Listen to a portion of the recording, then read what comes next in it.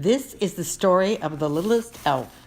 It was December 1st in Gingerbread Land, and time was running away. Elves hurried to finish making the toys that would be packed in Santa's sleigh. Daylight was short this time of year, and trolls ruled the night. Those unhappy creatures of Gingerbread Land who did nothing but argue and fight. Lending a hand to every elf, the youngest did everything they asked.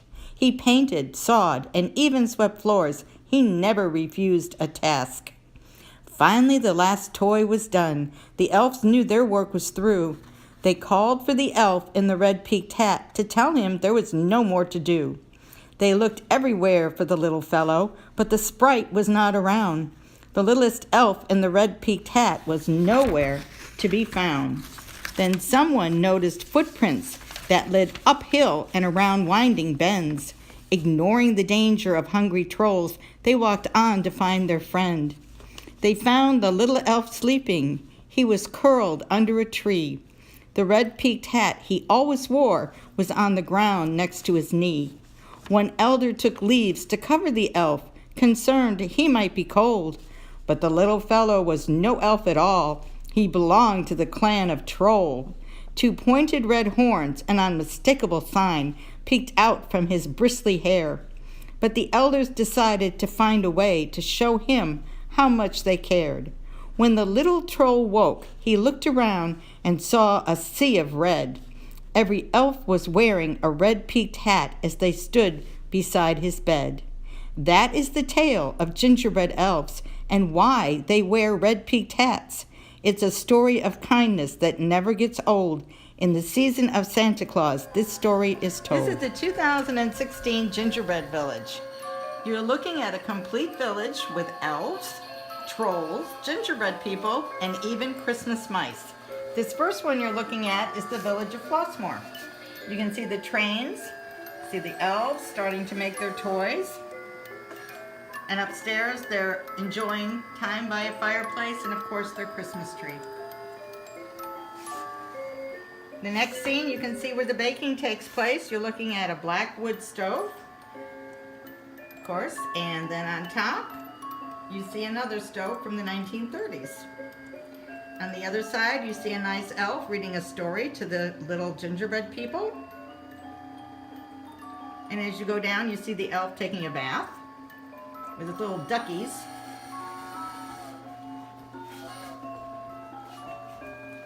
Now we come over to where they are making the marshmallow and the pink little candies. And gumdrops, of course.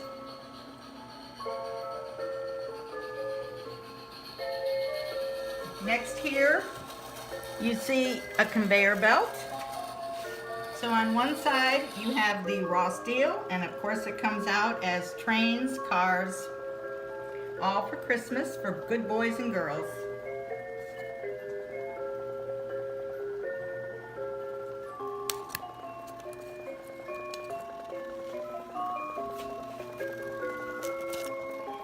This over here, you're again seeing more gingerbread people doing their work, and all up the way at the bottom, you'll see that they're having fun around the Christmas tree with the little cars going around the track.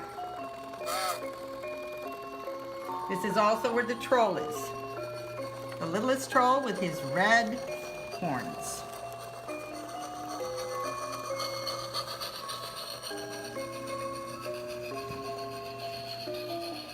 As you go to the next one, you see Santa's list of all the good boys and girls. And of course, you're seeing all of the toys that are ready to be packed, and a very tired elf sleeping in his chair.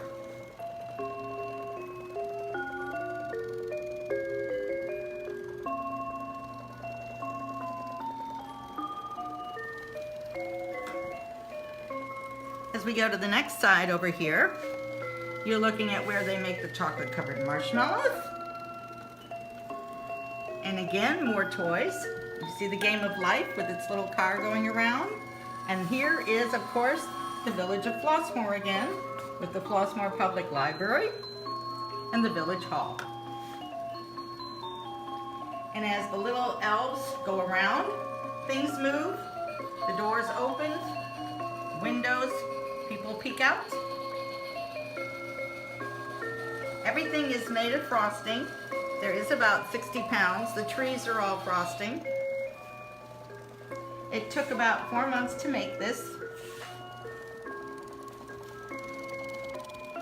This is the game room. Of course, all the popular games. And here we have the sewing.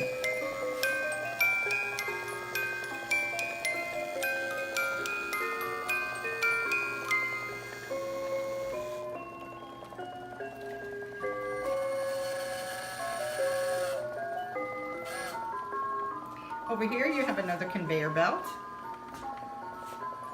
This one is gumdrops. And this is also where they make the teddy bears. This last one, of course, is where they have the letters to Santa Claus.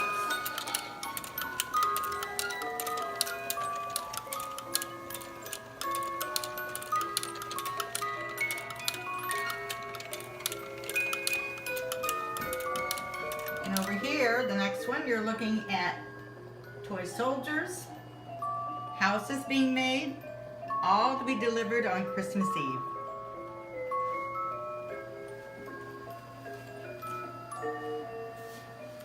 And finally, we return to the village of Flossmoor.